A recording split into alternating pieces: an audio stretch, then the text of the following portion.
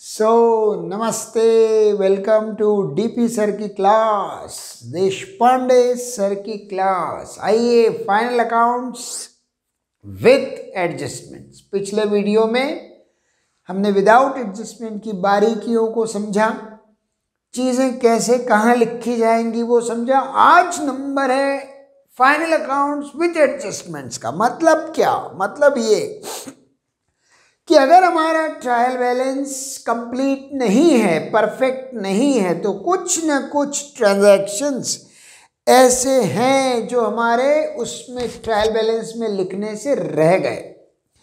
अब रह गए तो क्या छोड़ दें?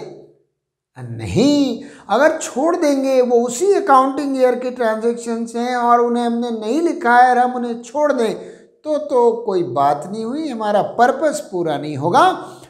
हमें फाइनल अकाउंट्स बनाते समय उन सारे ट्रांजैक्शंस को अकोमोडेट करना होगा, कंसीडर करना होगा जो इसी फाइनेंशियल ईयर के हैं, मगर ट्रायल बैलेंस में नहीं आए। क्यों नहीं आए? क्यों नहीं आए? अरे, लिखना भूल गए, एरर ऑफ कंप्लीट ओमिशन, या फिर गलती हो गई फिर भी ट्रायल बैलेंस टैली हो गया, कंपनसेटिंग एरर, या फिर ट्रांजैक्शन ऐसा है कि उसको ड्यूरिंग द ईयर रिकॉग्नाइज ही नहीं कर सकते। उसका जन्म, उसकी आवृत्ति लास्ट डे पे होती है। जब बुक्स क्लोज करते हैं तब तो क्लोजिंग स्टॉक पता लगता है, आखिरी दिन तो डिप्रिसिएशन लगाते हैं। अकाउंटिंग पीरियड प्रिंसिपल के हिसाब से लास्ट डे 31 मार्च या 31 दिसंबर को ही तो आउटस्टैंडिंग प्रीपेड अक्रूड अनअर्न्ड का डिसीजन लेते हैं। फिर इन्हें हम ड्यूरिंग द ईयर कहाँ से लाएंगे? तो बेटा, या तो एरर्स, या कोई उसके पीछे प्रिंसिपल, या कोई उसके पीछे लॉजिकल रीजन जिसके कारण उस ट्रांजैक्शन को हमने नोट नहीं किया। अब जब फाइनल अकाउंट्स बना रहे हैं तो उन्हें ध्यान रखना पड़ेगा, तो ही एक्यूरेट प्रॉफिट लॉस निकाल पाओगे और बिजनेस की सही फाइनेंशियल पोजीशन बता पाओगे। एडजस्टमेंट्स कहाँ मिलेंगे? एडजस्टमेंट्स आप सबको पता है मिलेंगे ट्रायल बैलेंस के बाहर। ट्रायल बैलेंस के नीचे एडिशनल इंफॉर्मेशन में आपको एडजस्टमेंट्स की लिस्ट दी जाती है।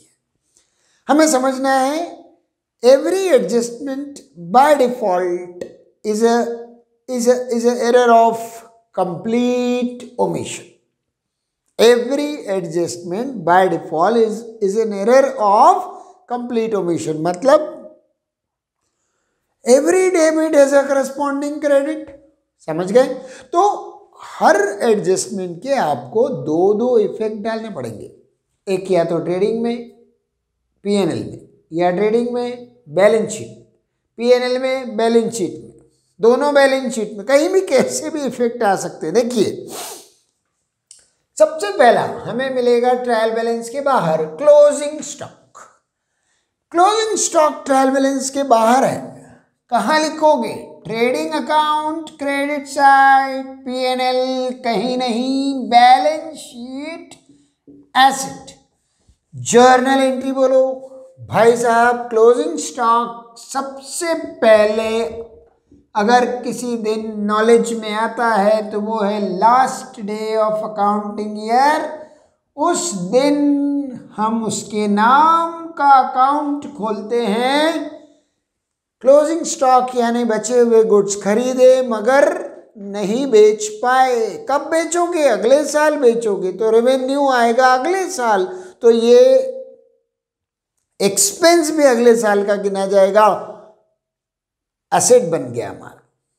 बचे हुए गुड्स जिन्हें हम बाद में बेच के रेवेन्यू कमा सकते हैं, it has future realisable value, तो ये हमारा एसेट बना। Increase in asset is debit, closing stock account debit. तो क्रेडिट किसे करें? दो तरीके हैं बेटा।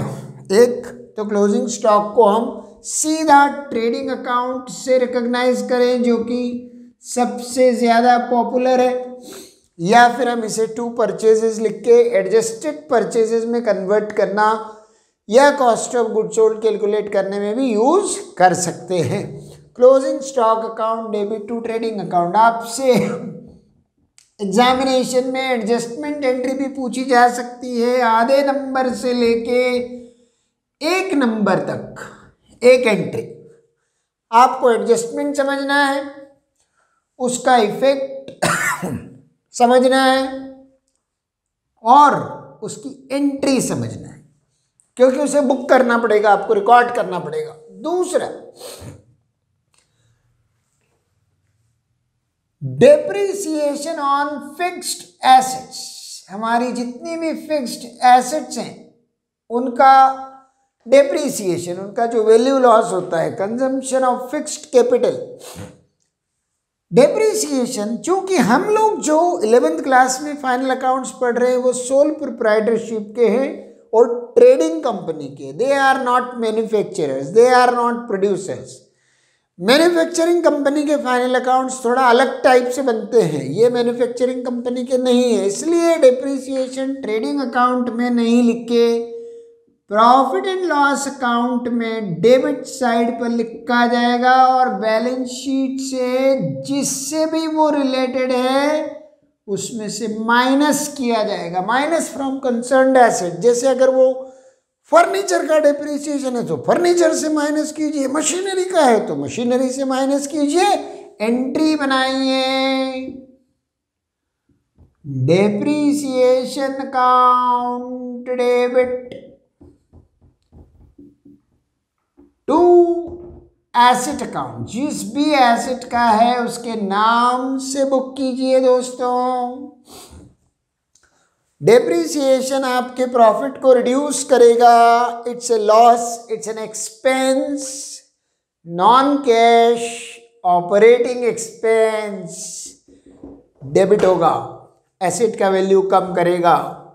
सो decrease in asset and being expense, nominal account debit.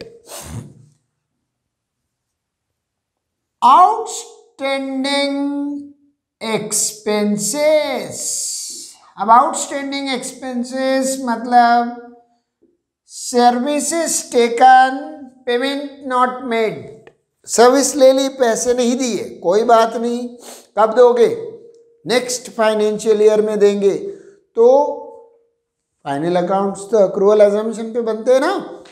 Transactions are not decided, revenues and expenses are not decided on the basis of their settlement in cash.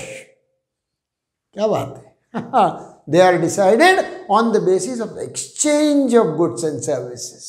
तो goods का exchange हो गया, खर्चा बन गया, मुझे लिखना पड़ेगा, पैसे आज जाएं, कल जाएं, इस साल जाएं, उस साल जाएं, पैसे कभी भी जाएं, सर्विस इस साल आई ना, एक्सपेंस इस साल मानना पड़ेगा, मैचिंग प्रिंसिपल। क्या करें, अगर आउटस्टैंडिंग एक्सपेंस कोई डायरेक्ट है जैसे वेजेस आउटस्टैंडिंग, तो ट्रेडिंग अकाउंट में डेबिट साइड लिखिए। पहले से अगर वेजेस दी हो आपको ट्रायल बैलेंस के अंदर भी और बाहर भी ये आउटस्टैंडिंग है तो ऐड कर दीजिएगा। अगर वो इनडायरेक्ट वेजेस एक्सपेंस आउटस्टैंडिंग है जैसे सैलरी आउटस्टैंडिंग, तो पीएनएल में डेबिट कीजिएगा और बैलेंस शीट में उसे लायबिलिटी दिखाइएगा। एंट्री बनेगी एक्सपेंस अकाउंट डेबिट, क्योंकि खर्चा बढ़ रहा है, लायबिलिटी भी बढ़ रही है, increase in expenses debit, increase in liabilities credit, expense account debit to outstanding expense account, इसका उल्टा prepaid. Prepaid expenses are those expenses where services have not been taken. पैसे दे दिए पहले ही, अरे पैसे देने से थोड़ी ना रेवेन्यू एक्सपेंस समझा जाता है, सर्विस का फ्लो हुआ कि नहीं ये देखा जाता है। तो प्रीपेड बोल रहे हैं मतलब हमने पैसे दे दिए, सर्विस नहीं ली, P&L अकाउंट हो या trading account, wages prepaid, salary prepaid, carriage inward prepaid, carriage outward prepaid, direct होगा तो ट्रेडिंग में, इनडायरेक्ट होगा तो P&L में। माइनस करिए साहब डेबिट साइड पर पर्टिकुलर एक्सपेंस से, minus on to the debit side from the related expense and show as an asset on to the balance sheet. Wages prepaid है तो वेजेस से माइनस कर दीजिए, सैलरी प्रीपेड है तो सैलरी से माइनस कर दीजिए। ट्रेडिंग P&L में उतना ही दिखाइए जितना उस अकाउंटिंग ईयर को बिलोंग करता है।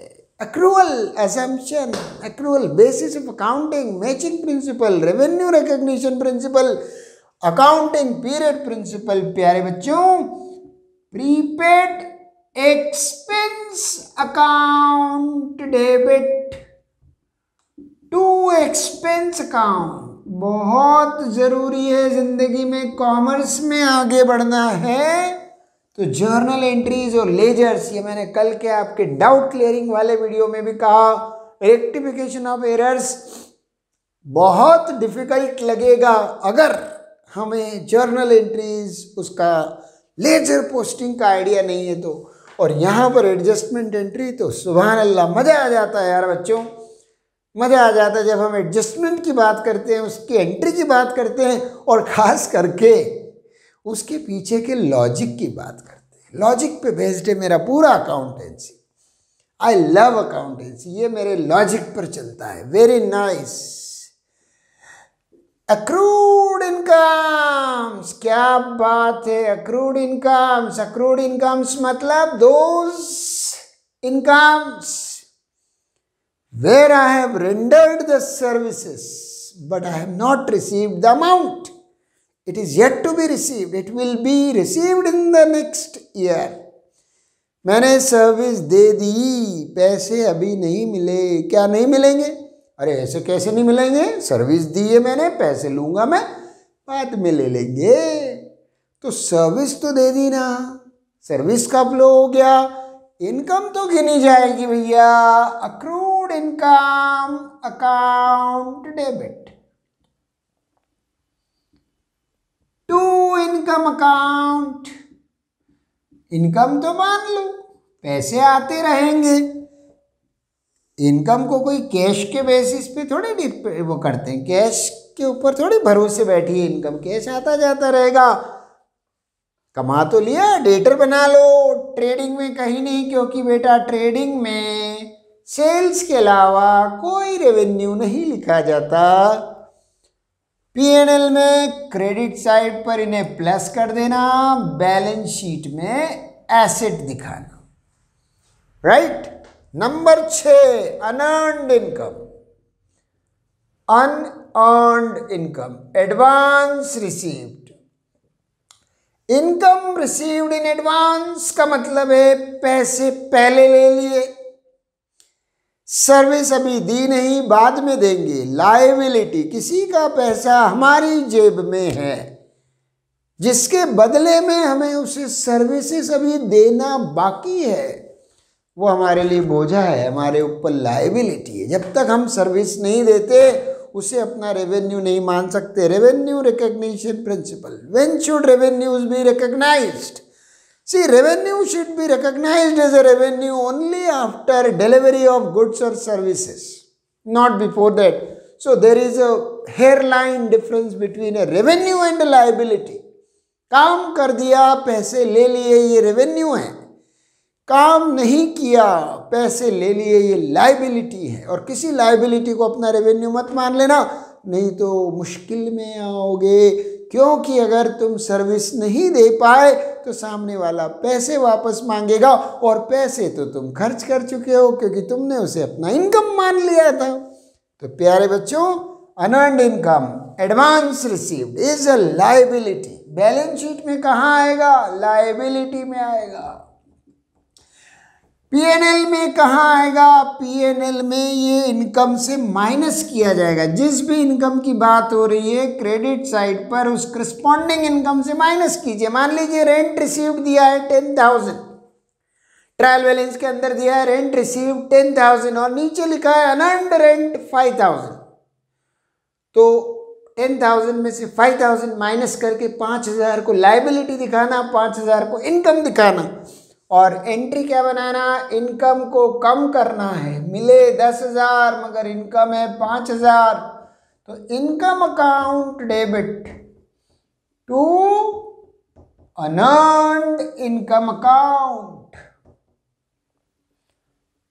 इस तरह से ये 1 2 3 4 5 6 बहुत ही बेसिक एडजस्टमेंट्स हैं, लेकिन इनके भी बड़े वाले एडजस्टमेंट्स आ रहे हैं 7 number.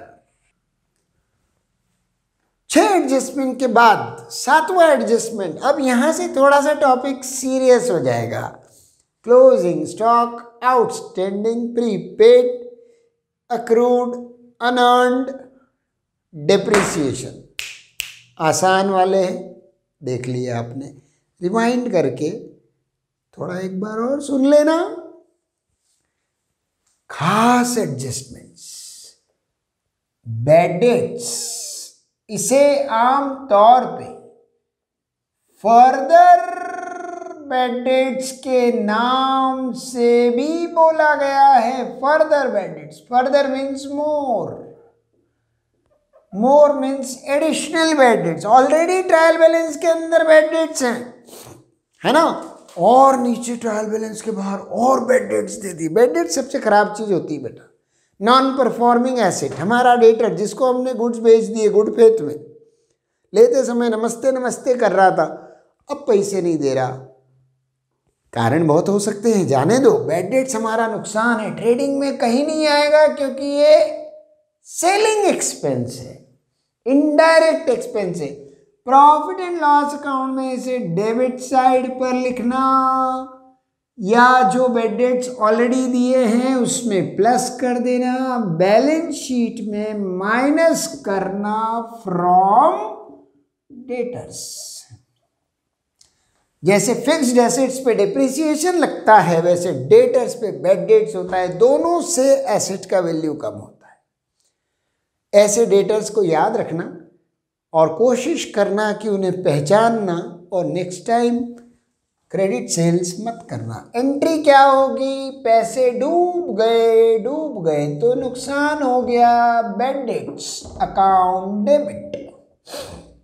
Debit all expenses and losses, bad debts account debit to debtors account. जैसे लिखा था depreciation account debit to asset, वैसे लिख दिया bad debts to debtor. Bad debts क्या है, डेटर का डिप्रिसिएशन है, डेटर कम हो जाएंगे, बैड डेट्स टू डेटर। अब आता है प्रूडेंस प्रिंसिपल का रोल। कुछ बैड डेट्स तो ऐसे हैं जो हो गए, कुछ डेटर तो ऐसे हैं जिन्होंने मना कर दिया, हम नहीं दे रहे आपके पैसे, वो इंसॉल्वेंट हो गए या उनका इंटेंशन खराब हो गया, गए पैसे तो। अब कुछ ऐसे हैं जो दे भी नहीं रहे और ना भी नहीं कह रहे, झुला रहे हैं आपको, लक्ष्मण झूला झुला रहे हैं, बाल गोपाल की तरह झुला रहे हैं, झूलो। आप पैसे मांगने जाते हो, कहते कल ले जाओ, कल जाते हो तो चेक दे देते हैं, चेक बाउंस हो जाता है, फिर जाते हो फिर नहीं देते, ताला मिलता है।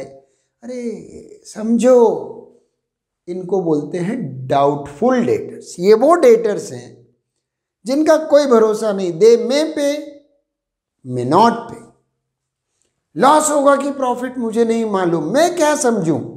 ये डेटर जिसके मैं आगे पीछे 50 चक्कर कर चुका हूं, दे ही नहीं रहा पैसे, देगा कि नहीं देगा।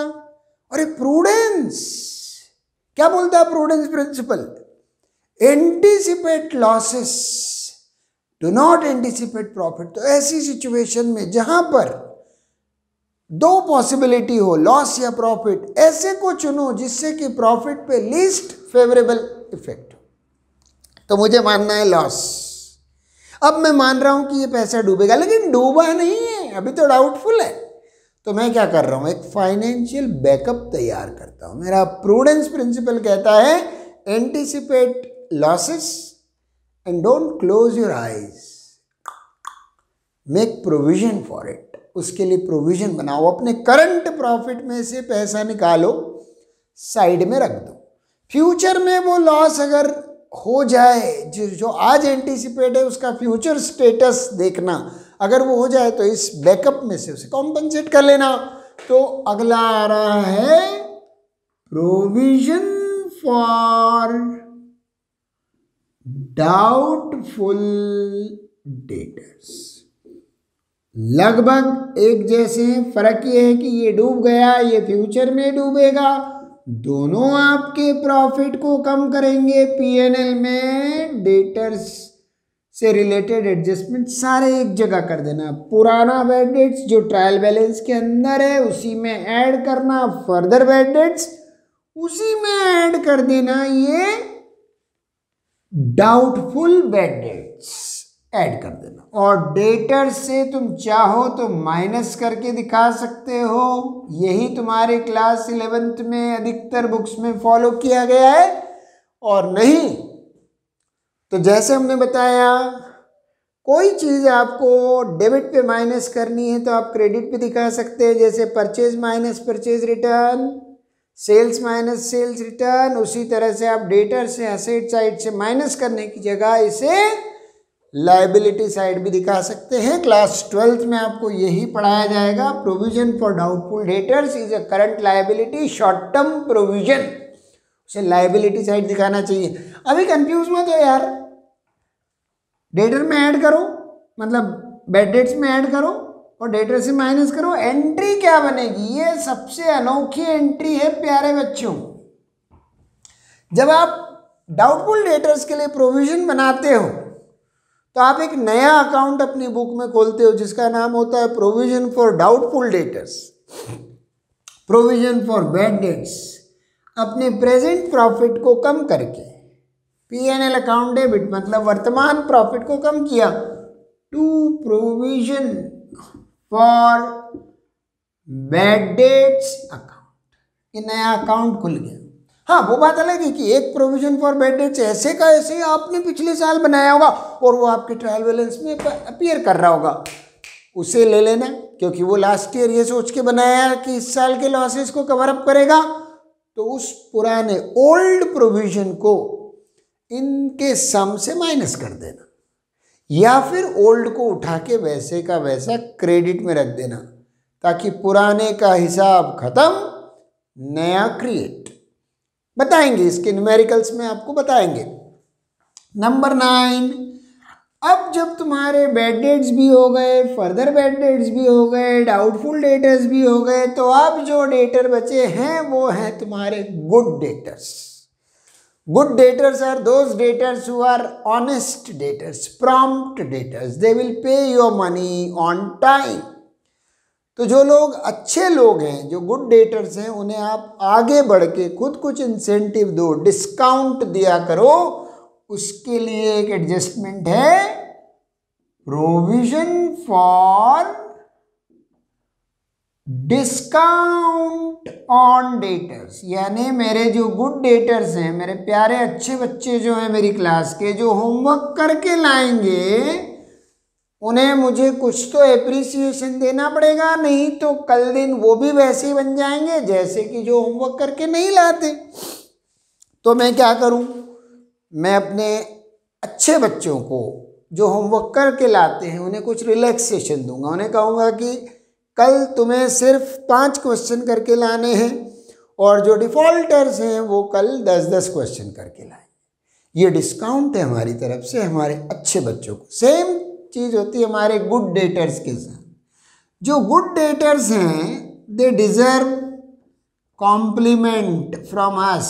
ट्रेडिंग में कहीं नहीं, पीएनएल में डेबिट साइड हम कहते हैं उनको, हम आपको कुछ डिस्काउंट देंगे। जब भी पैसे देने आओगे तुम्हें हमारे यहाँ सरप्राइज मिलेगा। जो डिस्काउंट हम उनको देने का सोच रहे हैं वो हमारा तो लॉस ही है भैया। PNL debit, balance sheet minus from debtors, entry चूंकि हम प्रोविजन बना रहे हैं, फिर से profit and loss account debit होगा, to provision for discount on debtors. बेटा जब भी कोई प्रोविजन बनता है पीएनएल का खून चूस के बनता है, profit and loss account debit होता है, हमारे नेट प्रॉफिट को रिड्यूस करता है वो प्रोविजन, लेकिन खराब नहीं होता बेचारा, वो फाइनेंशियल बैकअप है जो अगले साल होने वाले लॉस में आपको सपोर्ट करेगा। Something is better than nothing, right? Hope for the best always in life. तो दोस्तों provision for discount on debtors good debtors को दिया जाएगा। ये आज नहीं दे रहे हैं हम, जब वो हमारा हिसाब सेटल करने आएंगे, पैसे देने आएंगे, तब हम उन्हें सरप्राइज देंगे। Loss PNL debit, balance sheet minus PNL to provision for discount on debtors. Number 10, बहुत बढ़िया, मैनेजर्स कमीशन। वाह यार, ये तो इतना अच्छा एडजस्टमेंट है प्यारे बच्चों, इसको करने के लिए तो एक सवाल की ज़रूरत पड़ती है। समझा मैं देता हूँ, अगला वीडियो देखना, सवाल में इसको अप्लाई कर लेना, मज़ा आ जाएगा आपको। मैनेजर्स कमीशन, कौन सा मैनेजर? हमारा सेल्स मैनेजर। वैसे फैक्ट्री मैनेजर का कमीशन भी होता है, प्रोडक्शन वाले का, और एक सेल्स वाले का भी होता है। आपके सिलेबस में सेल्स मैनेजर का कमीशन है, उसी पे फोकस कीजिए। तो हमारा जो सेल्स मैनेजर है उसको हमने कहा है कि मेरे भाई तू शोरूम पे ध्यान दे, कस्टमर्स की हॉस्पिटैलिटी पे ध्यान दे, जो भी कस्टमर शॉप में आए, शोरूम में आए, खाली हाथ ना जाए, इंश्योर करना, राइट? उनको अच्छे से अटेंड करना, उनको बेस्ट फैसिलिटी प्रोवाइड करना, ताकि वो ज़्यादा से ज़्यादा शॉपिंग करें। अगर वो ज़्यादा शॉपिंग करेंगे, हमारा माल ज़्यादा बिकेगा, हमें प्रॉफिट ज़्यादा होगा, और हमें प्रॉफिट ज़्यादा होगा तो हम तुम्हें देंगे कमीशन, तुम्हारा ये इंसेंटिव है। आपको पता होगा कि आजकल जॉब्स में 2 तरह की जो है पैकेजेस दिए जाते हैं बच्चों को, एक होता है फिक्स्ड और एक होता है वेरिएबल। तो फिक्स्ड तो तुम्हारी जो सैलरी वो हम दे ही रहे हैं, और कमाना हो ऊपर तो मेहनत करो, जितना ज़्यादा मेहनत करोगे, जितने टारगेट्स अचीव करोगे, उतना ज़्यादा इंसेंटिव तुम्हारे अकाउंट में आएगा। तो मैनेजर का कमीशन 2 तरह का होता है प्यारे बच्चों। ये मैं आपको पहले लेमन लैंग्वेज में समझा रहा हूँ, फिर न्यूमेरिकल के थ्रू बहुत अच्छे से समझाऊंगा। इसमें एक होता है बिफोर वाला कंसेप्ट और एक होता है आफ्टर वाला कंसेप्ट। बिफोर आफ्टर के कंसेप्ट को मैं बहुत अच्छे से आपको बताऊंगा, लेकिन उसका अकाउंटिंग में कोई फ़र्क नहीं पड़ता, ट्रेडिंग में वो कहीं नहीं आता, पीएनएल में वो डेबिट साइड पर आता है। बैलेंस शीट में चूंकि ये कमीशन हमने अभी कैलकुलेट किया है, पे नहीं किया, इसे बोला जाता है देना बाकी है, क्योंकि ये नेट प्रॉफिट पर बेस्ड होता है। This is based on net profit. तो जब मैनेजर को कमीशन देना है ऑन नेट प्रॉफिट, तो जब तक नेट प्रॉफिट ही हमारे हाथ में नहीं आएगा, कमीशन का आइडिया नहीं लगेगा। जैसे हमने कहा कि हम तुम्हें 10% देंगे नेट प्रॉफिट का, तो नेट प्रॉफिट 10 लाख आया तो तुम्हें 1 लाख मिलेगा, नेट प्रॉफिट 1 करोड़ आया तो तुम्हें 10 लाख मिलेगा, नेट प्रॉफिट 0 आया तो तुम्हें कुछ नहीं मिलेगा, नेट लॉस आया तो तुम्हें कुछ नहीं मिलेगा। तो इंतज़ार करो ना भाई, नेट प्रॉफिट निकलने तो दो। जब ईयर एंड होगा, बुक्स क्लोज करेंगे, फाइनल अकाउंट्स बनाएंगे, नेट प्रॉफिट आएगा, फिर तुम्हारा कमीशन पता लगेगा। तो तुम्हारा कमीशन फाइनल अकाउंट बनने के बाद ही दिया जा सकता है। तो तब तक इस कमीशन को हम बैलेंस शीट में लायबिलिटी साइड पर दिखाते हैं एज आउटस्टैंडिंग कमीशन। और ये भी क्या है, एक तरह से हम प्रोविजन बना रहे हैं। किस चीज़ का प्रोविजन बना रहे हैं? कमीशन देना है। Profit and loss account debit to managers commission outstanding. अब बेटा ध्यान से सुनना, क्या करना है। सबसे पहले सारी पोस्टिंग डालने के बाद ट्रेडिंग पीएनएल, ट्रेडिंग बन गया, जीपी आ गया, पीएनएल में भी सब चीज़ें लिख दी, सिर्फ मैनेजर का कमीशन अभी छोड़ दो। और क्रेडिट साइड और डेबिट साइड का टोटल लगा लो।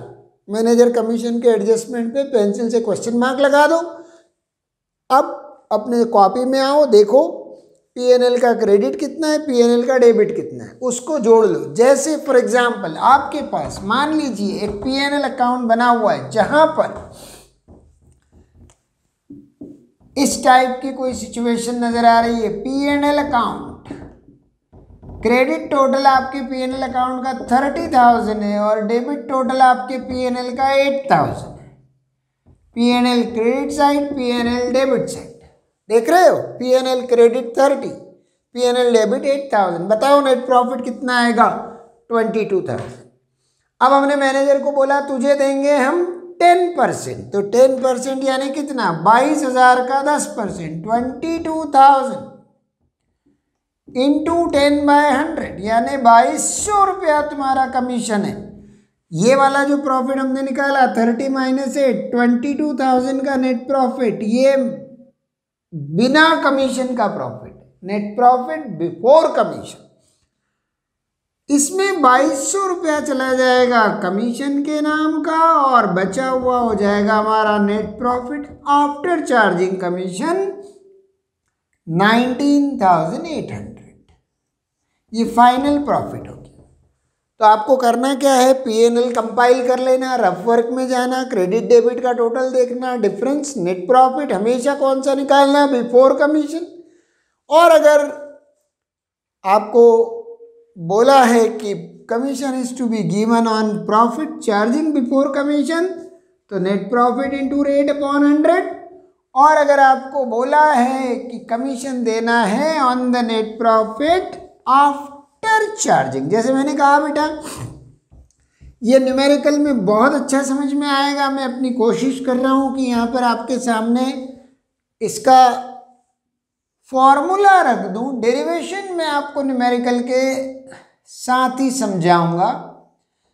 अगर बिफोर वाला केस है, बिफोर वाला केस मतलब commission is to be paid on the net profit before charging such commission, तो तुम क्या करना, net profit before commission right into rate of commission upon 100। इससे सीधा सीधा तुम्हारा कमीशन का अमाउंट आ जाएगा।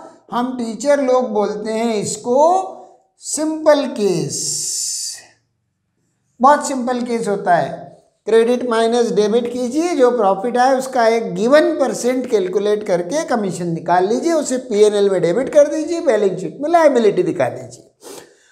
मगर मान लीजिए आफ्टर वाला केस है, आफ्टर का मतलब है कि I am not going to give you 10% of the profit as per PNL account, I am going to give you 10% of that profit which finally goes to my pocket। यानी तुम्हारा commission देने के बाद मेरे लिए जो प्रॉफिट, मैं owner हूँ, प्रोप्राइटर हूँ, मेरी कैपिटल में जो प्रॉफिट ऐड होगा उसका 10% मैं तुम्हें दूंगा।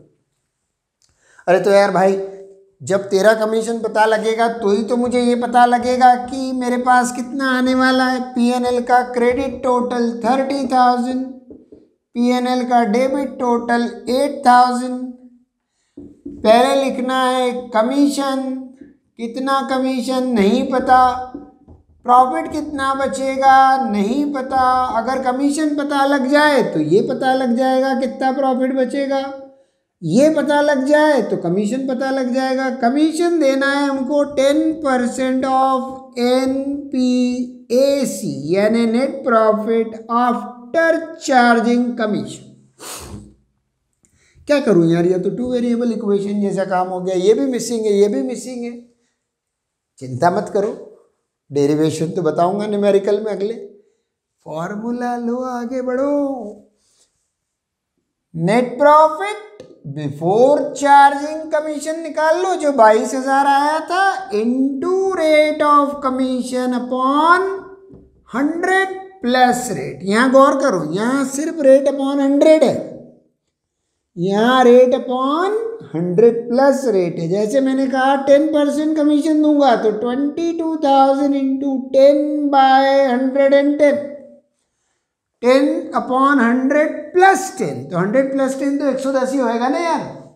तो ये सॉल्व किया, 2000 आया कमीशन। कमीशन की अमाउंट P&L में रख दो।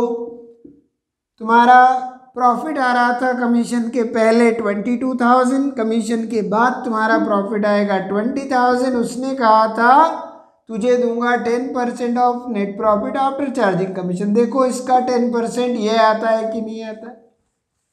तो हम तुम्हें 10% देंगे मगर सीधे वाले नेट प्रॉफिट का नहीं, जो तुम्हारा कमीशन देने के बाद हमारे पास बचेगा उसका। बड़ी उलझन है, अकाउंटेंसी थ्योरी से नहीं आती साहब, न्यूमेरिकल से आती। इंतज़ार तो करो, एक छोटा सा वीडियो आ रहा है लॉस बाय फायर और इम्प्लाइड एडजस्टमेंट्स और मैनेजर्स कमीशन का एक छोटा सा क्वेश्चन लेके हम सब कुछ उसमें करेंगे। और फिर सिंगल एंट्री सिस्टम, फिर bills of exchange. Thank you.